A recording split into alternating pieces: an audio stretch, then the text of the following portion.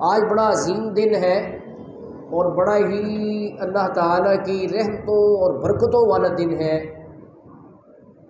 اس دن حدیث پاک میں آتا ہے کہ اللہ تعالیٰ فرشتوں کو مخاطب کر کے فرماتا ہے یا ملائکتی ما جزاء اجیر وفا عملہ، اس مزدور کی مزدوری کیا ہے جس نے اپنا کام پورا کر دیا۔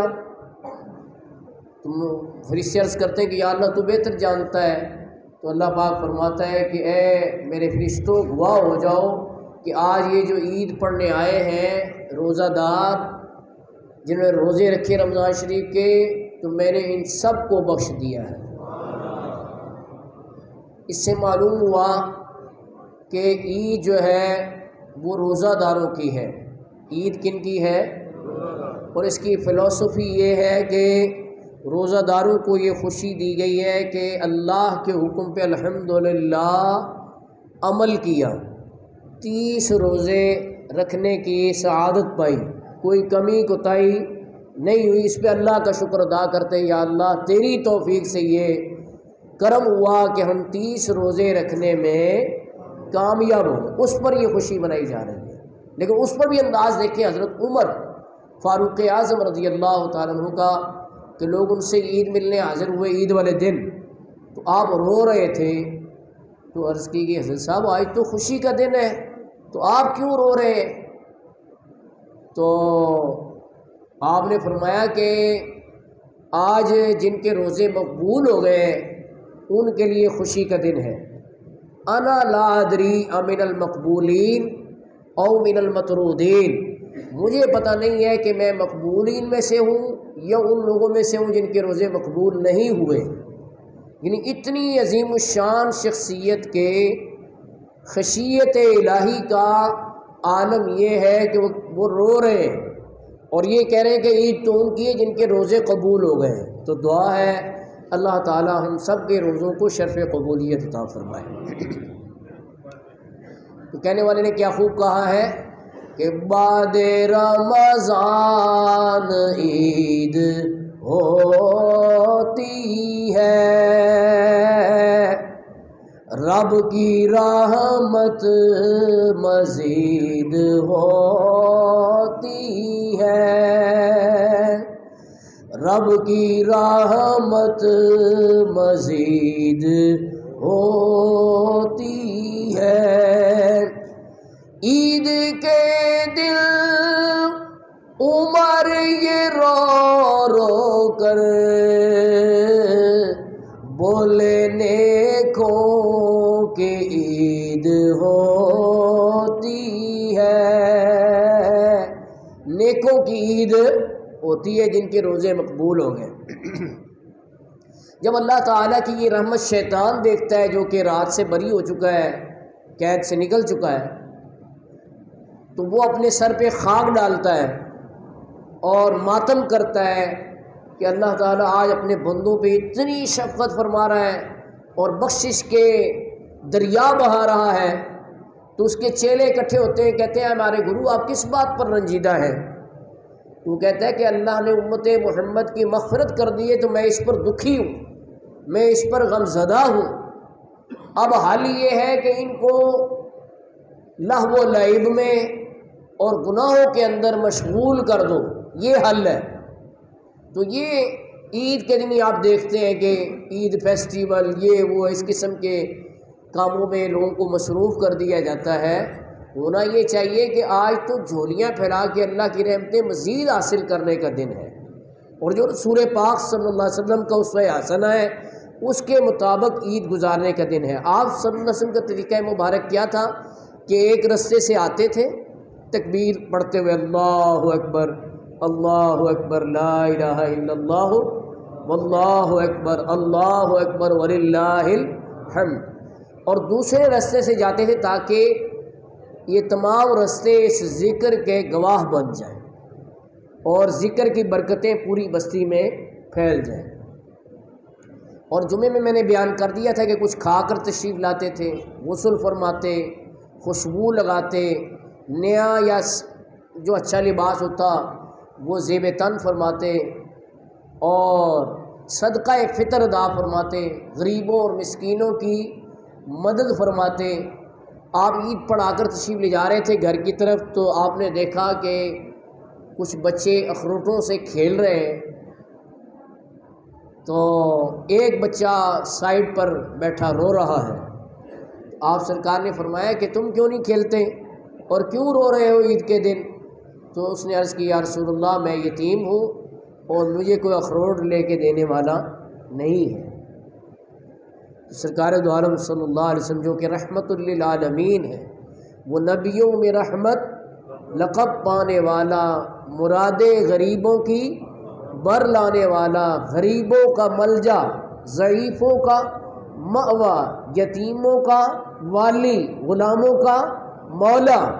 تو آپ سرکار نے اس بچے کا ہاتھ پکڑا اور گھر لے گئے، اس کو اخروٹ بھی خرید کر دیے اور فرمایا کیا تم اس بات پر خوش نہیں کہ محمد تمہارا باپ ہو اور عائشہ تمہاری ماں ہو؟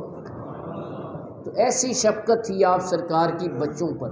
تو بچوں پر شفقت کرنی چاہیے۔ اسی حوالے سے فقہاء نے یہ مسئلہ بیان کیا ہے کہ صفیں بنتے وقت اگر بچے اگلی صفوں میں بیٹھ جائیں تو ان کو اٹھا نہیں سکتے۔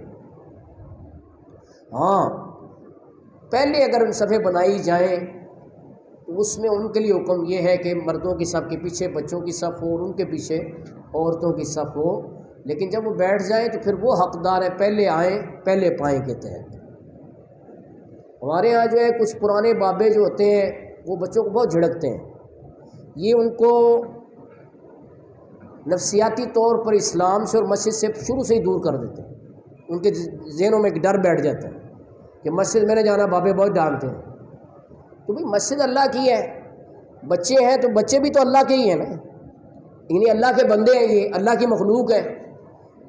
تو لہٰذا اگر کوئی اپنی ناپختہ ذہنیت کی وجہ سے کوئی شرارت کر بیٹھے تو آرام سے محبت سے سمجھانا چاہیے۔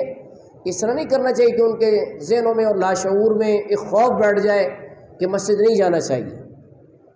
ہاں، بہت چھوٹے بچے جو مسجد کے آداب نہیں جانتے ان کے بارے میں حدیث ہے جنبوا مساجدکم مجانینکم وصبیانکم، اپنی مسجدوں کو بچاؤ پاگلوں سے اور بچوں سے، یعنی وہ بچے جو بہت چھوٹے ہوں، مطلب پیشاب کر دیں یا نمازیوں کے آگے بھاگتے پھریں، تو ان بچوں سے بچانا چاہیے۔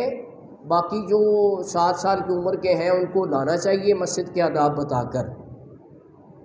تو یہ ہماری نیو جنریشن کے لیے اور آنے والی نسلوں کے لیے بہت اچھا کام ہوگا کہ ہم ان کو شروع سے ہی نماز کا عادی بنا دیں اور ان کے لاشعور میں مسجد کا یا بابوں کا خوف نہ ڈال دیں کہ وہ ڈر جائے کہ مسجد میں نہیں جانا چاہیے۔ اچھا، میں کیا عرض کر رہا ہوں کہ عید کو ایسے منانا چاہیے جیسے ہمارے آقا صلی اللہ علیہ وسلم نے منایا، اور حکم دیا کہ صدقہ فطر ادا کریں، جو کہ روزے میں اگر کوئی خطا ہو گئی تو اس کا کفارہ ہے۔ وہ 320 روپے کم سے کم ہے، فی کس ادا کریں، جو آپ کے بچے نابالغ ہیں ان کے لیے اور اپنے لیے، جو بالغ ہیں ان سے اجازت لے لیں اور بیوی کو بھی بتا دیں کہ میں آپ کا فطرانہ ادا کر رہا ہوں۔ اور اس دن کوئی گھر میں مہمان آیا ہوا ہے عید کی صبح تو اس کا فطرانہ بھی میزبان ہی ادا کرے۔ یہ کم سے کم ہے، لیکن زیادہ سے زیادہ کی بھی بہت سے نصاب ہے، 8000 بھی ہے، 6000 بھی ہے، فی کس یعنی جو کے حساب سے، کشمش کے حساب سے، اجوا کھجور کے حساب سے۔ لیکن حیرت کی بات یہ کہ ہم جیسے درویش وہ تو چلو 320 کے حوالے سے ادا کریں نا فطرانہ، لیکن جو بڑے بڑے کروڑ پتی ہیں وہ بھی 320 پہ ہی اڑ جائیں، تو یہ کوئی مزہ والی بات نہیں ہے۔ جن کو اللہ نے دیا ہے وہ زیادہ سے زیادہ نکالیں تاکہ غریبوں کو بھی عید کی خوشی میں شریک کیا جا سکے۔ اچھا، اس موقع پہ دیکھا گیا ہے کہ لوگ اپنی بچیوں کو، خاص طور پر جو شادی شدہ بچیاں ہیں ان کو بھی عید دیتے ہیں۔ ٹھیک ہے، والدین دے سکتے ہیں، اس میں کوئی حرج نہیں ہے، لیکن عید کا مطالبہ کرنا اور نہ دینے پر تانا دینا کہ ہمارے سارے گھر والوں کو کیوں نہیں دی، سسرالی رشتہ داروں کا یہ کہنا کہ فلاں کے کپڑے نہیں دیے، فلاں کو یہ چیز نہیں دی، سارے گھر والوں کو کیوں نہیں دی، اس طرح کے مطالبے کرنا یا عید نہ آنے پر اعتراض کرنا، اس کی اسلام میں کوئی گنجائش، بولیے ذرا فیڈ بیک دیں، مجھے پتہ چلے کہ یہ مسئلہ آپ کو پتہ چل گیا ہے۔ اس کی اسلام میں کوئی گنجائش نہیں، اور یہ میں بارہا عرض کر چکا ہوں۔ لیکن عید کے دن کچھ ہمارے ایسے دوست بھی آئے ہوتے ہیں جو سال بعد تشریف لاتے ہیں، ہم ان کے لیے دعا گو ہیں کہ سال تو کجا وہ ہر جمعے آئیں، ہر جمعہ کجا وہ ہر روز 5 وقت آئیں، سب کہیں آمین۔ اللہ تعالی ہمیں مسجد سے پیار کرنے والا بنا دے، ٹھیک ہے نا۔ حضرت سعید بن مسیب تابعی بڑے جلیل القدر اللہ کے ولی ہوئے، مسجد نبوی شریف میں پہلی صف میں نماز ادا کرتے تھے۔ 40 سال انہوں نے ایسے باجماعت نماز پڑھی ہے کہ ان کی تکبیر اولیٰ بھی قضا نہیں ہوئی۔ یزید نے جب مدینہ پاک پہ حملہ کیا تو اہل مدینہ اس کی فوجوں کے ڈر سے پہاڑوں پر چلے گئے، غاروں میں پناہ لی۔ حضرت سعید بن مسیب نے ان دنوں بھی مسجد نبوی نہیں چھوڑی، اور وہ 3 دن وہاں، جبکہ انہوں نے امامت معطل کی ہوئی تھی، لوٹ مار کر رہے تھے یزید کے فوجی، تو آپ وہاں پر نماز ادا کرتے رہے مسجد نبوی شریف۔ تو یہ کتنا بڑا سبق ہے کہ نماز چھوڑنا تو دور کی بات ہے، جماعت چھوڑنا تو دور کی بات ہے، 40 سال ان کی تکبیر اولیٰ، تکبیر اولیٰ کسے کہتے ہیں؟ جو پہلی تکبیر اللہ اکبر کہتے ہیں جب، تو اس کا بڑا ثواب ہے تکبیر اولیٰ کے ساتھ جماعت میں شامل ہونا۔ تو ان کی 40 سال تکبیر اولیٰ نہیں چھوٹی، کتنا بڑا شرف اور اعزاز ہے۔ تو میں یہ عرض کر رہا ہوں میرے دوستو، اسلام میں جہیز کا مطالبہ کرنا یہ بھی جائز، بلکہ طلب کرنا حرام ہے کہ یہ بھی دو لسٹ کن کی طرف سے؟ لڑکے والوں کی طرف سے، کہ یہ بھی ہونا چاہیے، یہ بھی ہونا چاہیے۔ یہاں والدین، یہ میں بار بار وضاحت کرتا ہوں کہ کچھ لوگ آدھی بات سن کے آگے نشر کرنا شروع کر دیں، دیکھو یہ کہہ رہے ہیں جہیز دینا حرام ہے۔ جہیز دینا حرام نہیں ہے، والدین اپنی مرضی، استطاعت اور ہمت کے مطابق جو چاہے دیں، یہ ان کی خواہش ہے، ان کی مرضی ہے، لیکن اس کا مطالبہ کرنا کن کی طرف سے؟ لڑکے والوں کی طرف سے، یہ جائز۔ اسی طرح جب بچیاں شادی شدہ ہو جاتی ہیں تو اس کا مسئلہ میں بیان کر رہا تھا کہ لوگ طلب کریں کہ عید کے موقع پہ بچی کی عید کے نام پر جو عید آئے گی اس میں یہ چیز ہونی چاہیے، ہمارے فلاں بیٹے کے لیے بھی یہ ہونا چاہیے، ساس کے لیے یہ ہونا چاہیے، سسر کے لیے یہ ہونا چاہیے، اس کی بھی اسلام میں کوئی گنجائش نہیں ہے۔ یہ اسلام سے دوری کی وجہ سے ہے۔ اس کو آپ نشر کریں، پھیلائیں کہ اسلام میں اس بات کو ناپسند کیا گیا ہے، اور رسول پاک کے اسوہ میں کوئی ایسا سبق نہیں ملتا کہ آپ نے سسرالی رشتہ داروں کے لیے سوٹ بھجوائے ہوں، کپڑے بھجوائے ہوں، ایک فرد کے لیے کپڑے علیحدہ بھجوائے ہوں۔ ہاں کوئی دینا چاہتا ہے دے، لیکن میں بار بار وضاحت کر رہا ہوں کہ طلب کرنا، خواہش رکھنا، نہ دینے پر تانے دینا، یہ اسلام میں اس کی کوئی گنجائش نہیں ہے۔ تو ہمیں یہ چاہیے کہ عید الفطر جو تہوار ہے، اللہ کی رحمتوں کا دن ہے، اور جس سے شائستگی، ادب، محبت، عقیدت یہ عیاں ہے، یہ اسلام کا حسن ہے کہ دیگر قوموں کے تہوار جو ہیں وہ بےہودگی پر مبنی ہے۔ جیسے ہندوؤں کا تہوار ہے ہولی، اس میں رنگ پھینکتے ہیں، لوگوں کے کپڑے خراب کرتے ہیں، لیکن ہمارے ہاں کیا ہے کہ صاف کپڑے پہنیں، خوشبو لگائیں، غسل کریں، عید پڑھیں، مبارکباد دیں، دعائیں کریں، فوت شدگان کو یاد کریں، ٹھیک ہے نا۔